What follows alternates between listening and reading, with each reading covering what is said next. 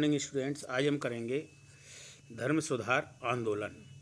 16वीं शताब्दी में परिवर्तित परिस्थितियों के कारण यूरोप के ईसाई धर्म संगठन में एक क्रांतिकारी परिवर्तन हुआ, जिसके कारण ईसाई धर्मावली दो बड़े भागों में विभाजित हो गए, कैथोलिक एवं प्रोटेस्टेंट। कैथोलिक धर्म ईसाई धर्म का परंपरागत रूप था, जिसका प्रधान पोप था। प्रोटेस्टेंट धर्म ईसाई का सुधरा हुआ रूप था, जिसमें पोप को कोई स्थान नहीं था। विश्व इतिहास में यह घटना धर्म सुधार आंदोलन के नाम से विख्यात है। बार्नर एवं मार्टिन ने कहा है, धर्म सुधार आंदोलन पोप पद की सांसारिकता व भ्रष्टाचार के विरुद्ध विद्रोह था। इतिहासकार हेज के अनुसार वस्तुतः 16वीं शताब्दी के आरंभ में विवेक जागृति के कारण बहुसंख्यक ईसाई कैथोलिक चर्च के कठोर आलोचक बन गए थे तथा वे चर्च नामक संस्था में एक सिरे से दूसरे सिरे तक सुधार चाहते थे। इसी सुधार प्रयास में के फलस्वरूप जो धार्मिक आंदोलन हुआ और जो ईसाई धर्म में नए नए संप्रदाय बने, वो समग्र रूप से धर्म सुधार आंदोलन कहा जाता है। कुल मिलाकर धर्म सुधार शब्द यूरोप के इतिहास में उत्तर पुनर्जागरण काल की दो महत्वपूर्ण धाराओं को इंगित करता है। पहली घटना थी प्रोटेस्टेंट क्रांति, जिसने ईसाई धर्म में दरार उत्पन्न कर दी, और दूसरी थी अन्य देशों का रोमन कैथोलिक चर्च से नाता तोड़कर राष्ट्रीय आधार पर अलग चर्चों की स्थापना करना। मूलतः धर्म सुधार आंदोलन के चार उद्देश्य से ईसाई लोगों के नैतिक एवं आध्यात्मिक जीवन को सुन्नत बनाना, रोम के पोप के व्यापक धर्म संबंधी अधिकारों को विनिष्ट करना, चर्च में व्याप्त बुराइयों को दूर करना तथा कैथोलिक धर्म में आए हुए आडंबरों को समाप्त करना और धर्म का सच्चा स्वरूप प्रस्तुत करना। धर्म सुधार आंदोलन के परिणाम स्वरूप ईसाइयों में जो नैतिक और आध्यात्मिक उन्नति हुई, वह ही वस्तुतः धर्म का सुधार ही था। दूसरी ओर रोम में पोप के विस्तृत अधिकारों के विरुद्ध विद्रोह और दृष्टि से एक राजनीतिक आंदोलन भी था। पुनर्जागरण में नवीन प्रवृत्तियों ने यूरोप में एक खुली खिड़की प्रदान की, जिसकी हवा ने धर्म पर आच्छादित धूल हटाने का प्रयास किया। वस्तुतः प्रश्न ये उठता है कि ये नवीन वातावरण कैसे बना या धर्म सुधार आंदोलन के कारण क्या थे। तो सबसे पहले धर्म सुधार आंदोलन के कारणों में हम लेंगे वैज्ञानिक प्रगति। जैसा कि हमने पिछले अध्याय में पढ़ा कि पुनर्जागरण ने 14वीं और 15वीं शताब्दी में जगत और ईश्वर संबंधी वैज्ञानिक यूनानी विचारों का प्रादुर्भाव किया, जिसने चर्च की मान्यताओं को धूमिल किया। उदाहरणार्थ, पूर्व काल में टॉलमी का यह विचार कि पृथ्वी सौरमंडल का केंद्र है इतना गहरा था कि जब ब्रूनो ने इसका विरोध किया तो उसे जिंदा जला दिया गया।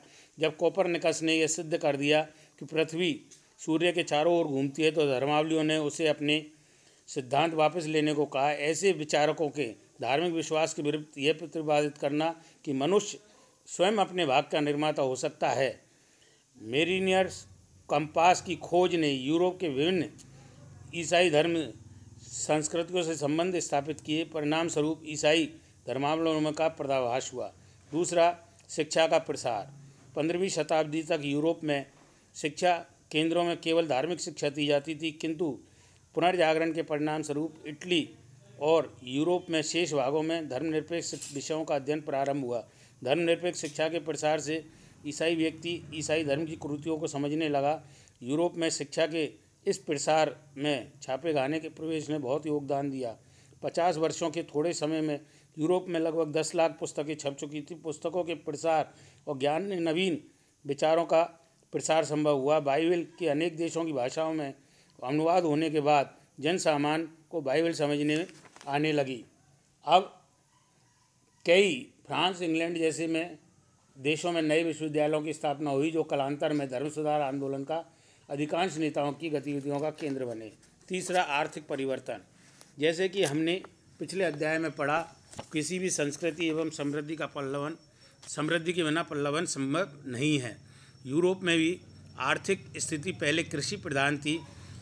पुनर्जागरण के कारण धीरे धीरे जो व्यापार का विकास हुआ, उससे एक नवीन धार्मिक वर्ग का, ऐसे वर्ग का उदय हुआ जो धनी था। यह वर्ग धन के प्रयोग से ऐश्वर्ययुक्त जीवन व्यतीत करना चाहता था, यद्यपि वह ईसाई धर्म की परंपरा के प्रतिकूल था। इससे के अतिरिक्त ईसाई धर्म में ब्याज और मुनाफा कमाना भी निषेध था। इन कारणों से इस वर्ग ने धर्म सुधार आंदोलन को प्रोत्साहित किया।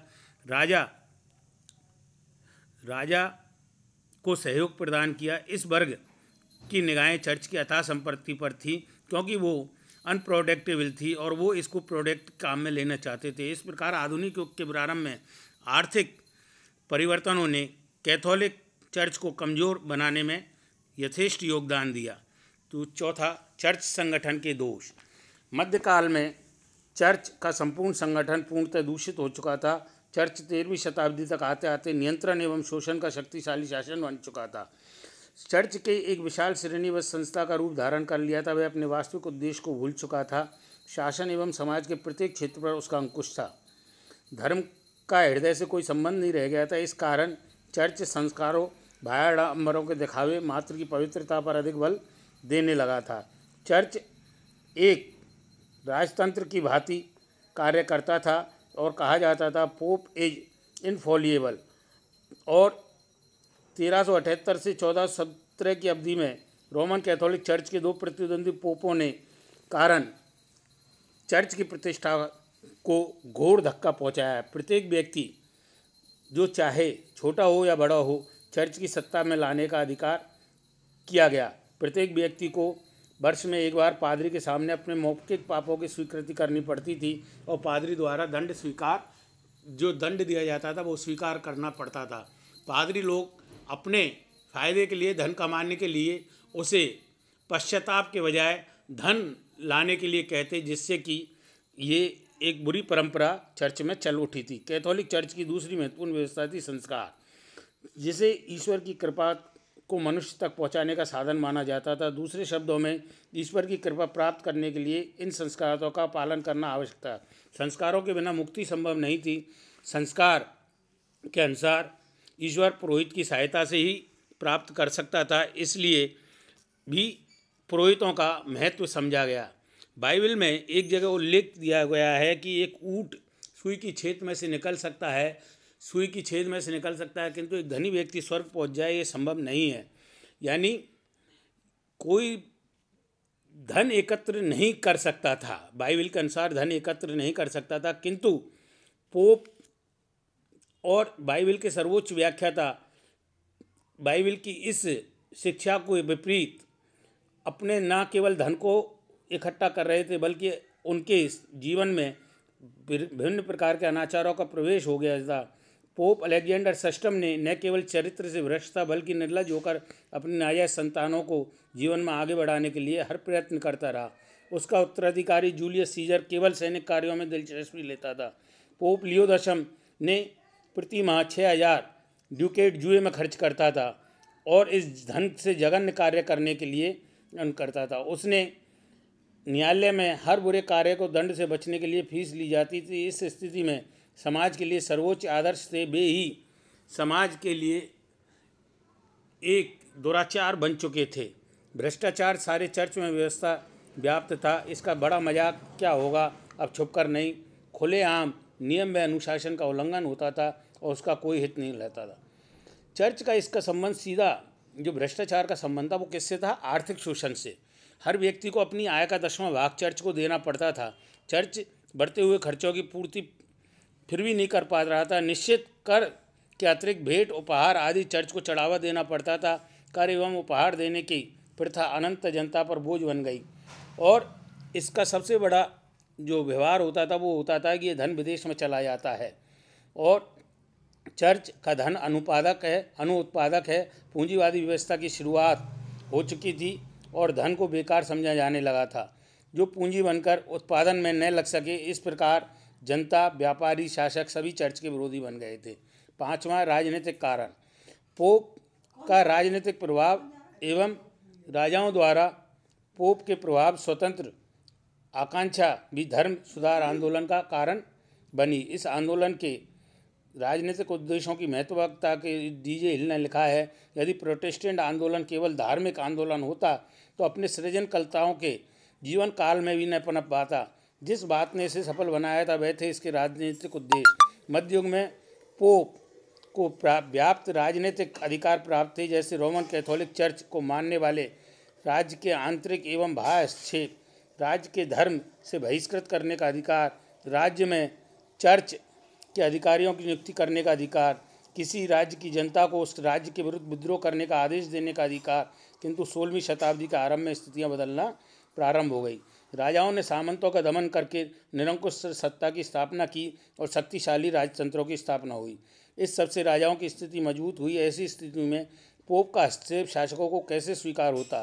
प्रत्येक शासक विधानों, न्यायालयों और करारोपण को राष्ट्रीय अधिकार के आधार पर स्थापित करना चाहता था, किंतु पोप चर्च विधानों, अदालतों और चर्च संग्रहों को आधार अपना अधिकार मानता था, जिससे शासन के विरुद्ध समझे जाते थे। तात्कालीन कारण, चर्च के व्यय अधिक होने के कारण चर्च ने वैध, अवैध, उचित, अनुचित साधनों के आधार पर धन वसूलना प्रारंभ किया। धर्म सुधार आंदोलन का तात्कालिक कारण था पोप के अधिकृत प्रतिनिधि टेडजेल द्वारा जर्मनी में पाप विमोचन पत्रों यानी इंटेलिजेंस का विक्रय करना। सन 1517 में टेडजेल नामक पोप के एजेंट ने जर्मनी के विटनबर्ग में पाप विमोचन पत्रों को बेचना प्रारंभ किया, तो मार्टिन लूथर ने 95 प्रसंगों द्वारा इसका डटकर विरोध किया। उसने श्रद्धा और दोष को मुक्ति का सिद्धांत प्रतिपादित किया। उसे विश्वास था यदि मनुष्य अपने पापों के लिए खेद प्रकट करता है और ईश्वर में विश्वास रखता है तो पाप विमोचन पत्रों के बिना भी क्षमा कर देगा। इस प्रकार पाप विमोचन की बिक्री ने धर्म सुधार आंदोलन का तत्कालीन कारण बनी। एस.सी. वेल्स ने लिखा है, पोप के राज्य के विरुद्ध जॉन वाइक्लिफ और जॉन हस के समय से चली आ रही इस क्रांति को असाधारण और कौतूहलपूर्ण क्षमा पत्रों की बिक्री ने और भड़का दिया। धन्यवाद।